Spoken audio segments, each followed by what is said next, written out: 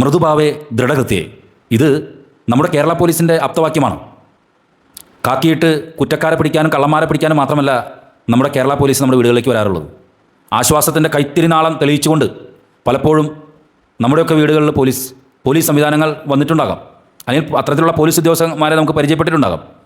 പോലീസുകാരെന്ന് പറയുന്നത് ഇരുമ്പ് ചട്ടയ്ക്കുള്ളിൽ ജീവിക്കുന്ന ഒരു സംവിധാനങ്ങളല്ല, അവർ മനുഷ്യരാണ് എന്നുള്ള കാര്യം പലപ്പോഴും പലരും മറന്നു പോകുന്നു. എന്താണ് അങ്ങനെ പറയാൻ കാരണം? പലപ്പോഴും പോലീസ് സംവിധാനങ്ങളിലെ ജീവനക്കാർ, പോലീസ് ഉദ്യോഗസ്ഥർ മാനസികമായിട്ടുള്ള കടുത്ത സമ്മർദ്ദത്തിൻ്റെ ഇടയിലൂടെയാണ് പോകുന്നത്. നിങ്ങൾ ശ്രദ്ധിച്ചിട്ടുണ്ടോ? പല പ്രശ്നങ്ങൾ സൃഷ്ടിക്കുന്ന പോലീസ് ഉദ്യോഗസ്ഥരെയും അതുപോലെ തന്നെ ജീവനക്കാരെയൊക്കെ നമുക്ക് കാണാൻ സാധിക്കും. ഇവരിങ്ങനെയായിട്ട് മാറ്റപ്പെടുന്നത് എങ്ങനെയാണ്? എനിക്കൊരു പോലീസ് ഉദ്യോഗസ്ഥനെ പേഴ്സണലായിട്ട് അറിയാം. VRS എടുത്തൊരു പോലീസ് ഉദ്യോഗസ്ഥൻ. അദ്ദേഹം ഈ പോലീസ് സംവിധാനങ്ങൾക്കുള്ളിലെ കടുത്ത മാനസിക സമ്മർദ്ദത്തെ പറ്റി പറയുമ്പോഴേ നമ്മളൊരു 2 അടി നമ്മുടെ ചെറുത്തടിച്ചാലും നമുക്ക് ആ വേദന അപ്പോൾ പോകും. പക്ഷേ ഈ മാനസിക സമ്മർദ്ദം എന്ന് പറഞ്ഞു കഴിഞ്ഞാൽ ജാതിപ്പേര് വിളിക്കുക, പ്രധാനമായിട്ടും അവധി നൽകാതിരിക്കുക, കീഴ് ജീവനക്കാർക്ക് കൃത്യമായ അവധി നൽകാതെ മാനസികമായി പീഡിപ്പിക്കുന്ന ഒരു പ്രക്രിയ ഇപ്പോൾ പോലീസ് സംവിധാനങ്ങളിൽ നടന്നുകൊണ്ടിരിക്കുകയാണ്.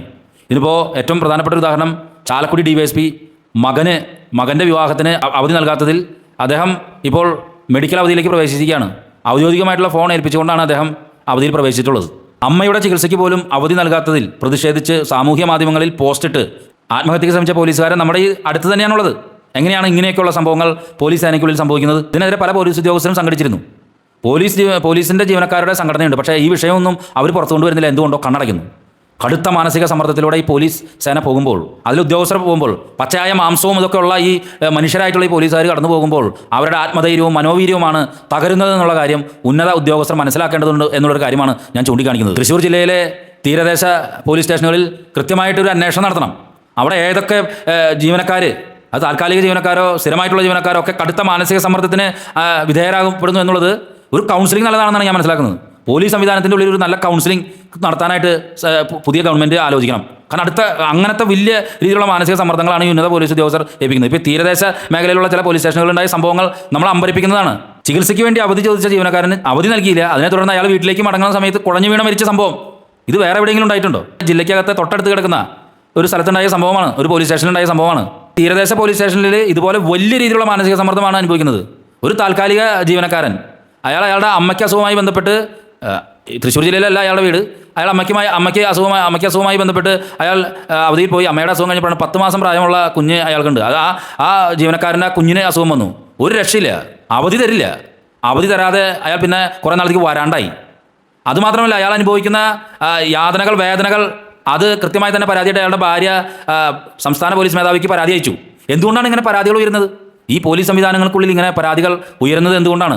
ചില പോലീസ് ഉദ്യോഗസ്ഥർ അവധി നൽകാതിരിക്കുക മാത്രമല്ല, അതായത് പോലീസ് സേനയിലെ അംഗങ്ങൾ എവിടെയാണ് നിൽക്കുന്നതെന്ന് അറിയാൻ വേണ്ടി പേഴ്സണൽ ഫോണിൽ നിന്നും ലൊക്കേഷൻ അയക്കണം. ഒരു കാരണവശാലും ഔദ്യോഗിക കാര്യങ്ങൾക്ക് പേഴ്സണൽ ഫോൺ ഉപയോഗിക്കാൻ പാടില്ല എന്നുള്ളത് കൃത്യമായ ആഭ്യന്തരമന്ത്രി നൽകിയ നിർദ്ദേശത്തിൽ പറയുന്നതാണ്. എന്നിട്ടാണ് ഈ നഗ്നമായിട്ടുള്ള ലംഘനങ്ങൾ നടന്നുകൊണ്ടിരിക്കുന്നത്. 2 പ്രാവശ്യം ആൻജിയോപ്ലാസ്റ്റി കഴിഞ്ഞ ഒരു പോലീസ് ജീവനാംഗത്തിന്, ഒരു പോലീസുകാരന് അയാൾക്ക് ഏറ്റവും സംഘർഷഭരിതമായിട്ടുള്ള സ്ഥലത്ത് ഡ്യൂട്ടിക്ക് കൊടുത്തു. എന്താണ് ഈ സംഭവം പറയുന്നത്? എന്തിനാണ് അങ്ങനെ ഒരു സ്ഥലത്ത് ഡ്യൂട്ടിക്ക് കൊടുത്തത്? ഇതുപോലെ അവധിക്ക് അപേക്ഷിച്ചിട്ട് അവധി കൊടുക്കാതിരുന്നിട്ട് ഞങ്ങൾക്ക് അവധി തന്നില്ല, കൃത്യമായ കാര്യങ്ങൾക്ക് പോകാൻ അവധി തന്നില്ല എന്ന് പറഞ്ഞുകൊണ്ട് പരാതി നൽകിയ പോലീസുകാരനെയാണ് ഈ പറയുന്ന സംഘർഷഭരിതമായ സ്ഥലത്ത് ആൻജിയോപ്ലാസ്റ്റി 2 പ്രാവശ്യം കഴിഞ്ഞ ആൾക്ക് കൊണ്ട് ഡ്യൂട്ടിക്ക് ഇട്ടത്. അവസാനം ഡ്യൂട്ടിക്കിടയിൽ അസ്വസ്ഥത പ്രകടിപ്പിച്ച ഈ ജീവനക്കാരനെ സ്വകാര്യ ആശുപത്രിയിൽ പ്രവേശിപ്പിക്കുകയും ചെയ്തു.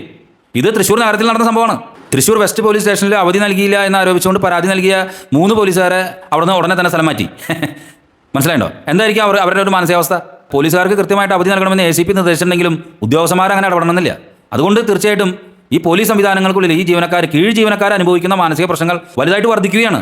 ആത്മഹത്യയ്ക്ക് ശ്രമിച്ച പോലീസുകാരൻ ഉൾപ്പെടെയുള്ള കാര്യങ്ങൾ ഈ തൃശ്ശൂർ ജില്ലയിൽ നിന്ന് റിപ്പോർട്ട് ചെയ്തിട്ടും എന്തുകൊണ്ടാണ് B. കൃഷ്ണകുമാർ IPS പോലുള്ള ആളുകൾ ഈ വിഷയത്തിൽ ഇടപെടാതിരിക്കുന്നത്? ഒന്നാമത്, സംഘടനകളുടെ പിൻബലമില്ലാത്ത ജീവനക്കാർ ഇത്തരം വിഷയങ്ങൾ ഇടപെടുമ്പോൾ അവരുടെ കാര്യങ്ങൾ അന്വേഷിക്കാനും പിടിക്കാനും ആരുമില്ല. അപ്പോൾ പോലീസ് സംവിധാനങ്ങൾ എന്ന് പറയുന്നത് ഞാൻ നേരത്തെ പറഞ്ഞില്ലേ, അടിയന്തര ആവശ്യങ്ങളിൽ സജ്ജമായിട്ട് നിൽക്കുന്ന ഏറ്റവും മനോവീര്യമുള്ള, ആത്മബലമുള്ള ഒരു സംവിധാനമാണ് നമ്മുടെ കേരളത്തിലെ പോലീസ് സംവിധാനം.